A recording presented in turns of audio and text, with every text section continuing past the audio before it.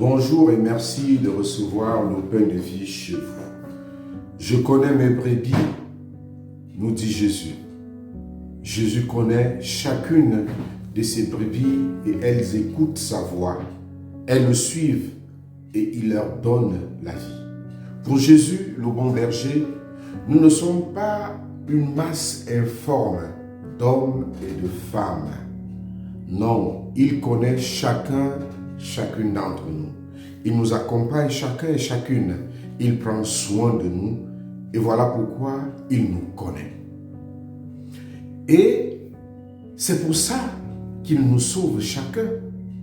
Nous ne sommes pas un troupeau anonyme.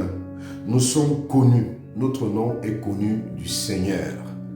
Ensuite, la deuxième chose qui est dite dans l'Évangile, c'est que les brebis écoutent la voix du pasteur. Ces brebis écoutent sa voix. Écouter, c'est-à-dire entendre avec le cœur. Quand on a écouté Jésus, on entre dans une relation d'amour et de connaissance avec lui. Ce qui nous donne de le suivre. Et lui, en retour, nous donne la vie éternelle, nous donne sa vie, nous protège. Il nous nourrit. Il nous soigne et nous guérit nos blessures. En un mot, il prend soin de nous et nous introduit dans le sein du Père, dans l'amour du Père. Comme vous le savez, le berger protège les brebis des attaques des loups. Et Jésus nous protège aussi des attaques du mauvais. C'est important cela. Nous sommes tellement dans le bruit, le brouhaha. Des voix fusent de partout, des voix multiples, des paroles assourdissantes à longueur de journée. Alors, qu'est-ce qu'il faut faire pour échapper à tout ce bruit, à toutes ces voix, toutes ces paroles? Il faut le silence. Le silence, mes chers amis. Éteignez vos smartphones qui sonnent même pendant la messe, qui sonnent n'importe quand, qui nous éloignent les uns des autres. Éteignez la télévision, arrêtez-vous 2 minutes pour rencontrer Dieu et les autres. Faites attention au téléphone. Le téléphone nous rapproche des gens qui sont loin et nous éloigne des gens qui sont proches. Si nous ne nous écoutons plus, il serait difficile de nous connaître, d'entrer en relation les uns avec les autres, de nous venir en aide, de prendre soin des autres.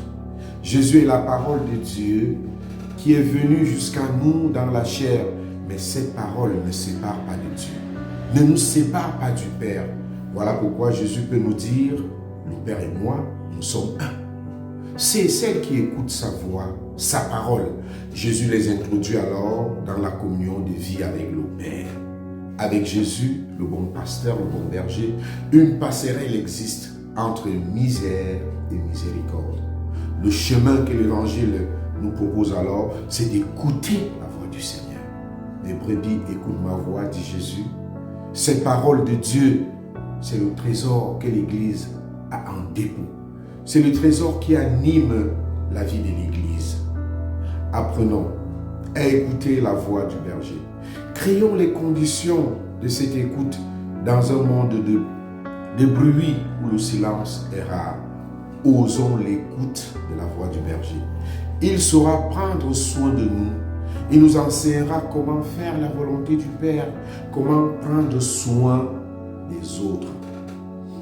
Écouter la voix du Seigneur nous permet d'être ouverts à la nature, d'être ouverts à Dieu, d'être ouverts aux autres. Faisons cet effort d'écouter la voix de celui-là qui est la vie et qui donne la vie.